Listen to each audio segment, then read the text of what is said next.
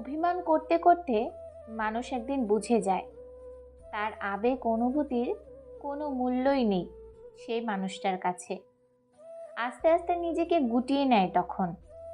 তারপর একদিন অভিমান করাই ছেড়ে দেয়। নরম মনটাকে একটা কঠিন মোড়কে মুড়ে নেয় তখন। তারপর তাকে কে ভালোবাসলো, কে বাসলো না, কে পাত্তা দিল আর কে দিল না, তাতে তার কিচ্ছুই যায় আসে না। মানুষ বদলে গেলে ভয়ঙ্করভাবে বদলে যায়।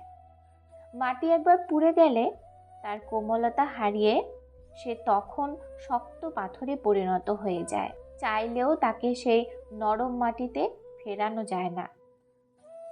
চাইলেই কি সব কিছু নিজের মতো করা যায়? ইচ্ছে থাকলেও উপায় থাকে না। একটা নিরুপায় জীবনকে টেনে চলতে হয় জীবনভর। কত সম্পর্ক আছে যার কাছ থেকে বেরিয়ে গেলে হয়তো এ জীবনে মুক্তি মিলত, অথচ তার দরজা থেকে বেরিয়ে আসার কোনো উপায় নেই। অসম্মান, অপমান, লাঞ্ছনা সহ্য করেও তার দরজায় আটকে যেতে হয়। বেরিয়ে যাওয়াটা এত সহজ নয়। মানুষটা ভীষণ অপছন্দের, হয়তোবা টক্সিক, তবুও উপায় নেই তার থেকে আলাদা থাকার। একটা দুটো দিন নয়, দিনের পর দিন, বছরের পর বছর তার সাথেই থাকতে হবে। আত্মসম্মান যতই বড় হোক, পরিবেশ, পরিস্থিতি, সময় বা কোনো একটা কারণে আটকে যেতেই হয়। মুখে হাসি রেখে একটা দগদগে ক্ষতকে ভিতরে লুকিয়ে রাখতে হয়। কত বড় অভিনয়, আর সেটা কিনা নিজের সাথেই করতে হয়।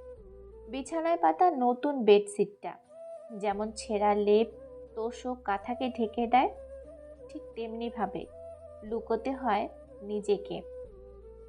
উপায় থাকে না সরে আসার। এক নিদারুণ যন্ত্রণা বুকে বয়ে জীবন্ত লাশ হয়ে বেঁচে থাকতে হয়। মুখে যতই বলা হোক না কেন যে আপনাকে অপমান করে, ছোট করে, তার দরজা থেকে বেরিয়ে আসুন। আসলে এমন পরিস্থিতিতে যে পড়ে আছে একমাত্র সেই বোঝে বলা যতটা সহজ, করাটা তত কঠিন।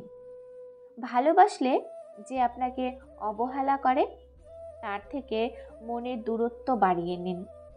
মন থেকে যদি তাকে একবার দূর করে দিতে পারেন, সে আপনার যতই কাছে থাকুক, সে তখন দূরের। দূরের মানে সে তখন আলোক বর্ষ দূরের। মনের দূরত্ব বাড়ানো মানে আপনি তখন সেফ। মনে রাখবেন, আগুন থেকে যত দূরে থাকবেন তত কম পড়বেন। নষ্ট হয়ে দেখুন, আপনাকে নিয়ে চর্চা করার জন্য মানুষের অভাব হবে না।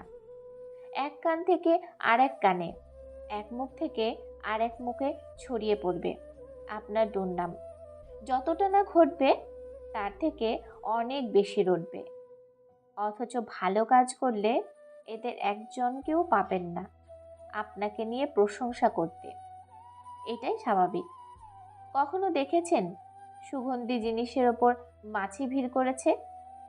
নোংরা দুর্গন্ধ যেখানে, সেখানেই মাছি ভনভন করে। ঠিকই তো, যে যেটা খেতে ভালোবাসে সে তো সেটাই বেশি খাবে।